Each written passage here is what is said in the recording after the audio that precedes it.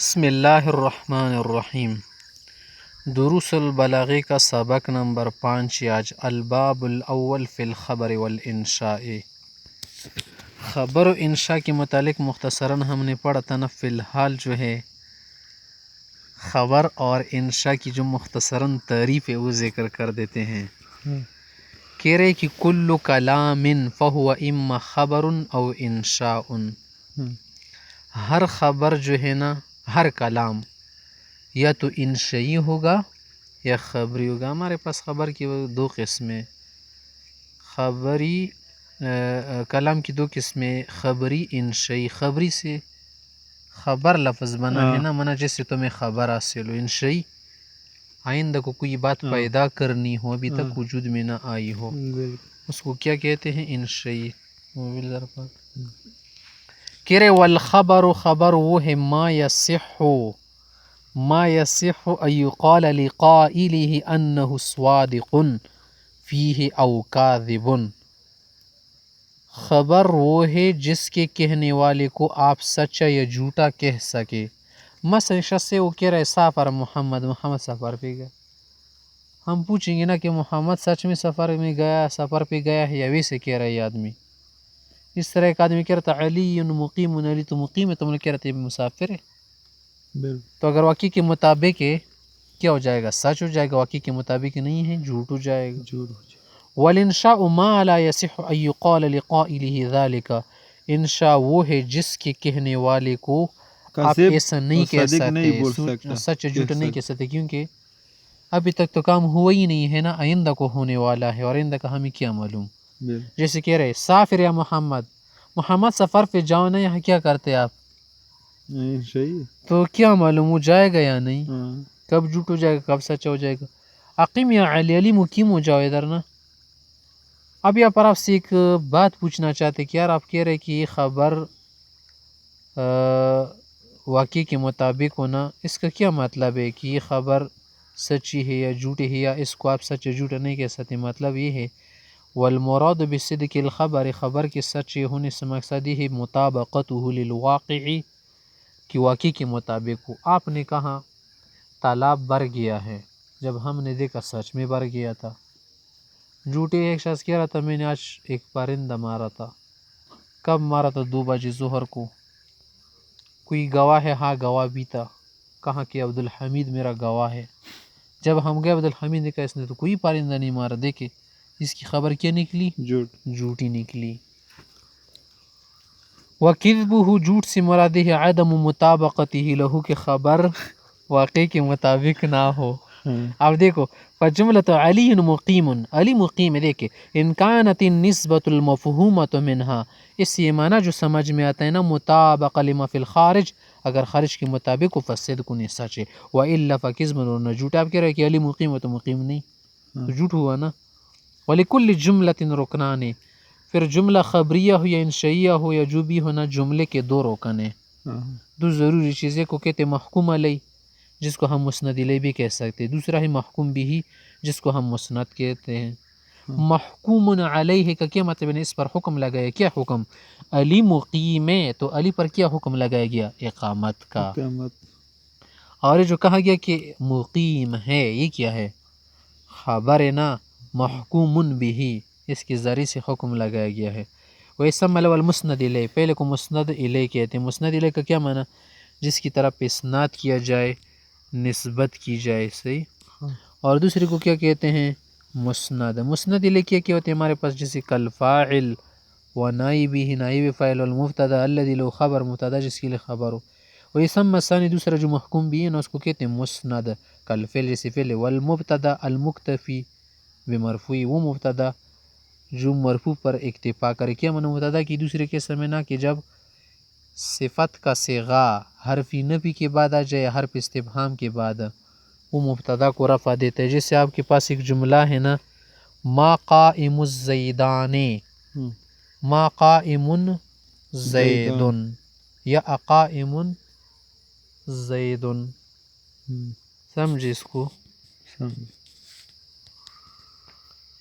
تو اس باب کا کیا خلاصہ ہوا؟ خلاصہ اس کا یہ ہوا کہ دیکھے خبر و ما انشاء. قائمان زیدان یعنی زید اور دو زید نہیں کڑا. دو زید بھی ہو سکتے نا، زید نمبر 1 نمبر 2. ہاں ہاں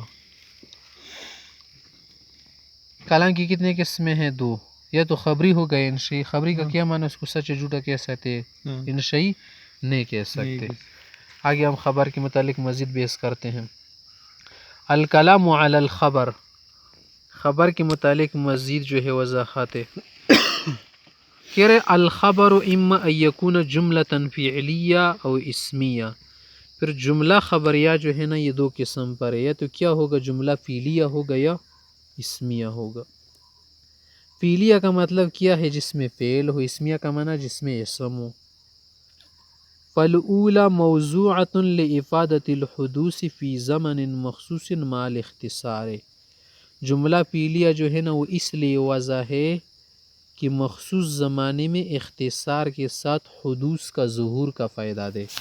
کیا مطلب؟ ایک کام کے متعلق یا کسی بھی چیز کے متعلق آپ بتانا چاہتے ہیں نا کہ فلاں وقت فلاں کام ہوا، اس کو کیا کہتے ہیں؟ حدوث کہتے ہیں.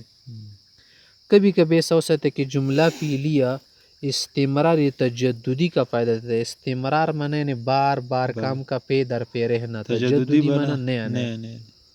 بالقرائن اس کے لیے قرائن ہوتے ہیں. اذا کان الفعل مضارعا، جب فعل مضارع ہوا پر استمرار تجددی کا قرائن فائدہ. یعنی دوست. قرائن معنی اشارے، علامات، دلائل وغیرہ.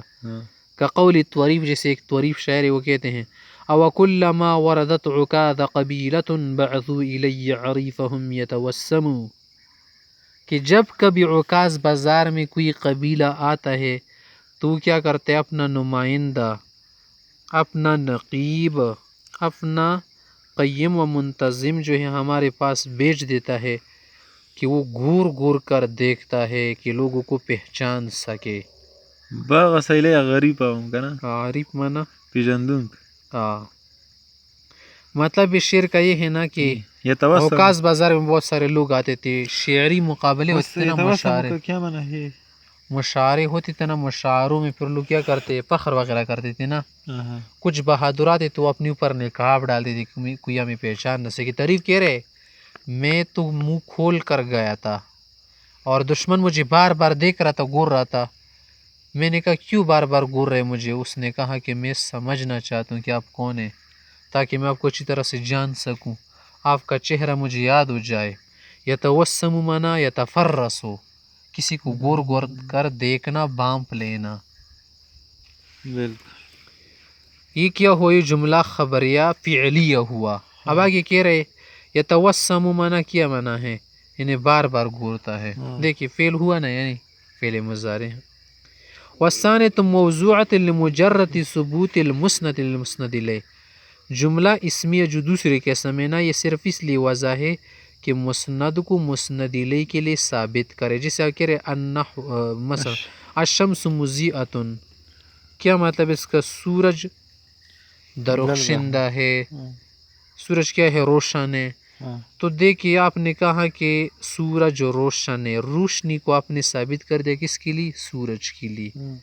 روشن ہونا ثابت کر دیا. مضیئۃ کیا ہے؟ مسند ہے نا، الشمس مسند الیہ ہے. ہاں اس میں بھی استمرار کا فائدہ ہو سکتے. وقد تفید الاستمرار بالقرائن اذا لم يكن في خبرها فعل. جملے اسمی سے بھی استمرار کا پیدا ہوتا ہے قرائن کے ذریعے جب اس کی خبر میں فعل نہ آیا ہو بلکہ الاسم ہو. جیسے نحو العلم نافع، علم فائدہ مند، نفع دیتا ہے، علم نفع بخش ہے. تو اس کا کیا یہ مطلب ہے کہ بس صرف اس وقت نفع بخش ہے؟ نہیں، علم ہمیشہ نفع دیتا ہے، پے در پے نفع دیتا ہے. اس میں کہیں رکاوٹ وغیرہ نہیں آتی کہ اس کو آپ کیا کرتے اس کے فائدے کو روک لے، بلکہ بار بار اس کا فائدہ ہوتا ہے.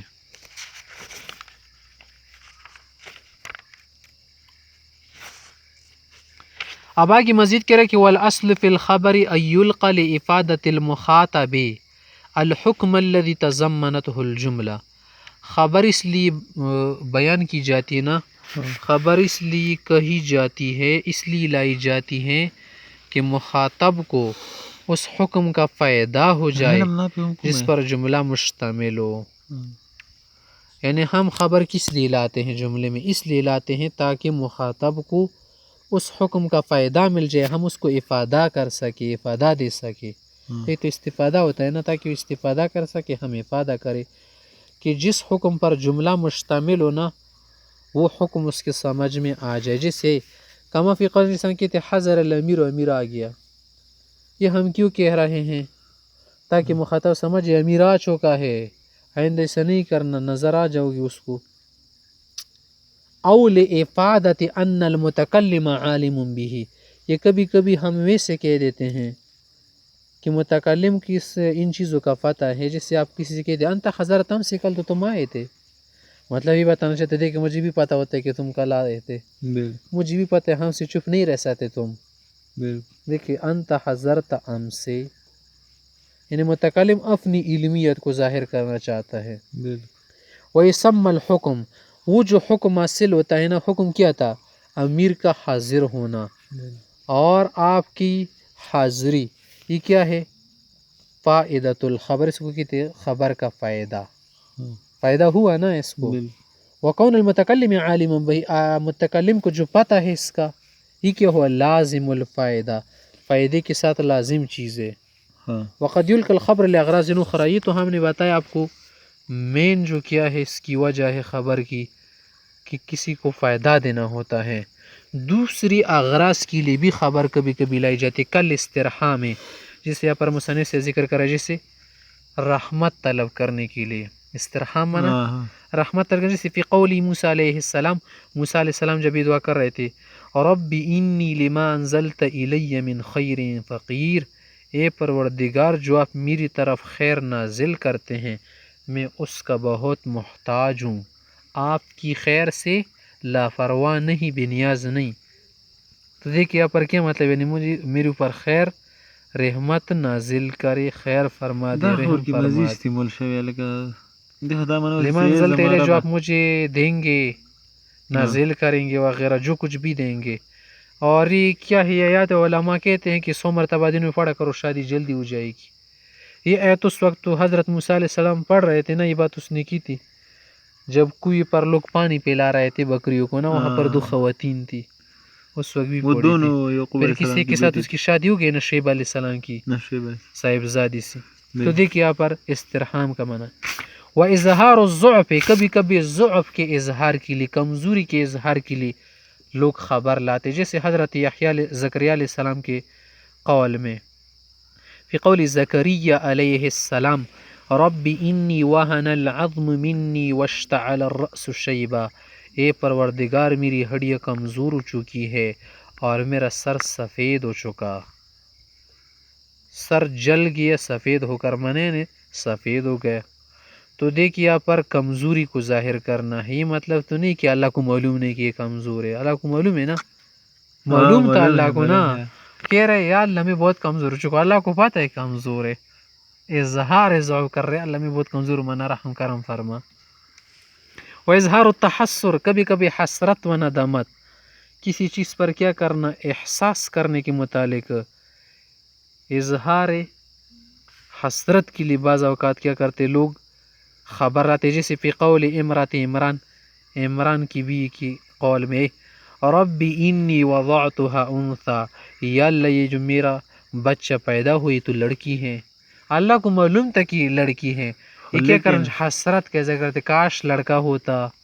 وہ بہت خدمت کر پاتا تھا نا، لڑکا زیادہ دین کی خدمت کر سکتا ہے، باہر بھی کر سکتا ہے باہری خدمات، لڑکی تو اندرونی خدمات کرتی ہے. نمبر 4 واظہار الفرح بمقبل والشماتہ بمدبر، کسی کے آنے پر اظہار فرح کرنا، اظہار فرحت کرنا، خوشی کا اظہار کرنا، اور کسی کے جانے پر خوشی دکھانا. مثلا کسی سے جل یا سنا، ایک آدمی کسی سے جل رہا ہو، جب وہ جا رہا ہو نا تو اس پر آدمی خوش ہوتا ہے یا نہیں، شکر اس کو تو یہاں سے جانا پڑا، جگہ خالی ہو گئی.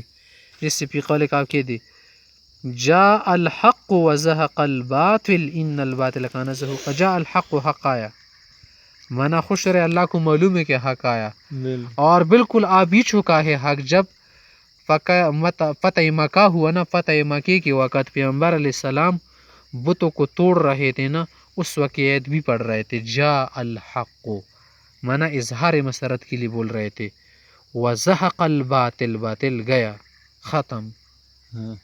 کبھی کبھی وہ اظہار و سروری ویسے مسرت کے اظہار کے لیے، خوشی کے اظہار کے لیے لوگ کیا کرتے، کچھ بولتے، جیسے بھی قول جیسے کیا کہتے کسی کو، اخذت جائزۃ التقدم، تم نے تو کیا کر لیا، انعام وصول کر لیا، آگے ہونے کا انعام تم نے وصول کیا. یا اس طرح بھی پڑھ سکتے متکلم کسی سے، اخذت جائزۃ التقدم کہ میں نے کیا کر دیا، اولیت کا انعام حاصل کیا. جیسے استاد صاحبہ کو کیا کر دے، انعام دے دے کہ تم ہمیشہ صبح سب سے پہلے آتے مکینہ کام کے لیے. لما علم ذالک، جس کو معلوم بھی ہو ویسے اس کو کہہ دے.